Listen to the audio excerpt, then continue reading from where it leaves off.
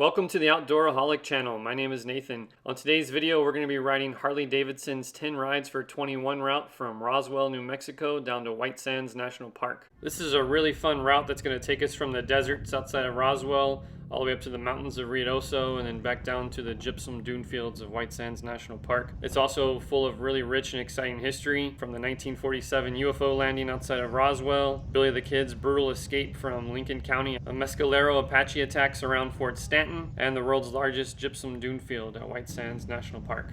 Our journey begins in Roswell, New Mexico, which was established in 1869, although it's best known for the UFO incident of 1947. Also in Roswell is Champion Harley Davidson, so make sure you stop by there and visit before you take off on the rest of the journey. You leave Roswell headed west on US Highway 380-70. It's pretty flat and empty initially, just a barren desert. That landscape quickly changes. Just past the town of Hondo, 380 and 70 split, and we followed 380, which is also called the Billy the Kid Trail, up towards the town of Lincoln. Lincoln, New Mexico was established back in the 1850s, originally called La Placita del Rio Bonito, which means the place by the pretty river.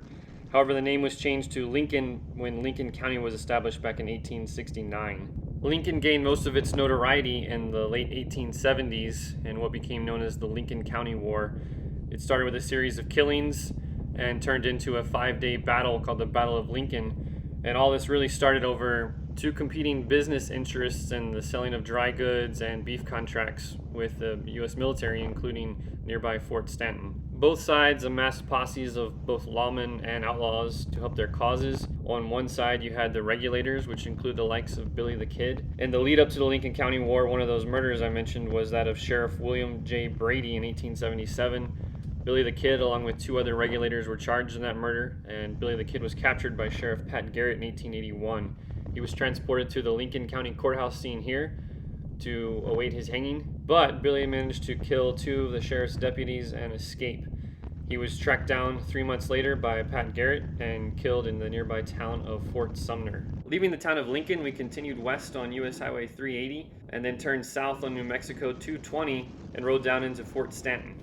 Fort Stanton was built in 1855 to serve as a base of military operations against the nearby Mescalero Apaches, and over the years it was home to such notable residents as Kit Carson, Blackjack Pershing, and Billy the Kid. In 1861, Confederate forces captured and occupied the fort, and it was finally abandoned as a military base in 1896. In 1899, it was converted into a marine hospital and became the first federal tuberculosis sanatorium. Fort Stanton was also used as a detention center for Germans and Japanese during World War II. Leaving Fort Stanton, we rode through a high desert on the way to the pine forest of Alto, New Mexico.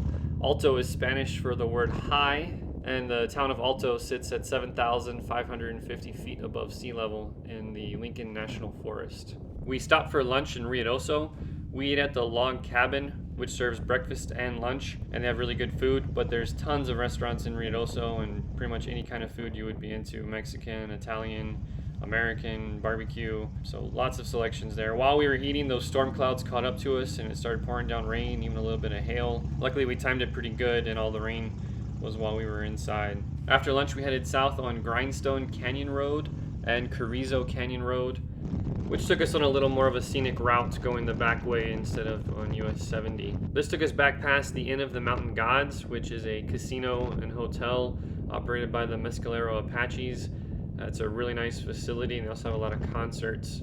Once past the Inn of the Mountain Gods, we got back on US Highway 70, headed south to the town of Mescalero. Now, just to note, the Harley route for this takes you on a road called Tularosa Canyon Road, which we took at first. However, about 5 miles before the end, it turns into a really badly rutted dirt road. We tried to go down it and it was no good, so we turned around and backtracked back to Mescalero and then up to New Mexico 244 and took that road down to the town of Cloudcroft.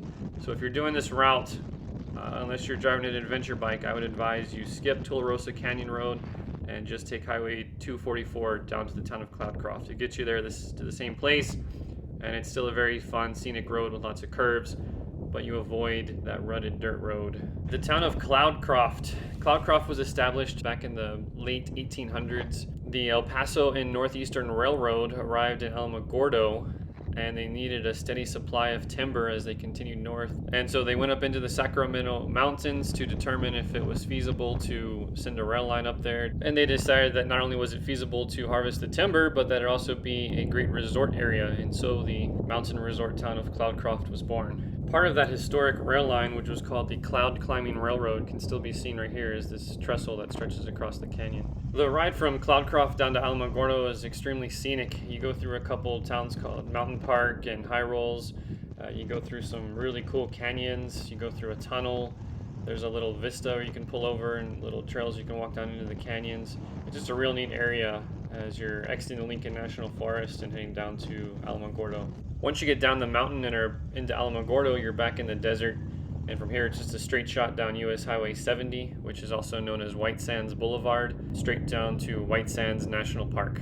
White Sands National Park is home to the largest gypsum dune field on Earth. White Sands was designated as a national monument in 1933 by President Hoover and redesignated as a national park in 2019 by President Trump. White Sands is completely surrounded by military installations, including White Sands Missile Range and Holloman Air Force Base, both of which were established after the bombing of Pearl Harbor. In White Sands, there's a long drive down the center of the dune field. There's lots of picnic areas. They sell and rent sleds that you can use to go sledding on the dunes, which is really fun. And they also have backcountry camping. It's a neat place to spend a day. And we're going to be doing a follow-up video on White Sands National Park as part of our National Park series here shortly. Because of its unique look and appearance, it's been featured in a lot of movies, including the Clint Eastwood film Hang 'em High, Young Guns 2, Transformers 2, The Book of Eli. If you're doing this ride to get credit for the Harley Davidson 10 rides for 21, you need to get a picture of yourself holding a current membership guide at this visitor center sign right here. Once you get that picture, you can submit it up on the Hog website and they'll send you a poker chip with the 10 rides for 21 Roswell to White Sands ride on it. We really enjoyed this ride. If you enjoyed the video, please hit that like button. If you want to see more videos like that, please subscribe to the channel. We post weekly videos on national parks, Harley Davidson's 50 Rides One Nation and 10 rides for 21, group rides and trips.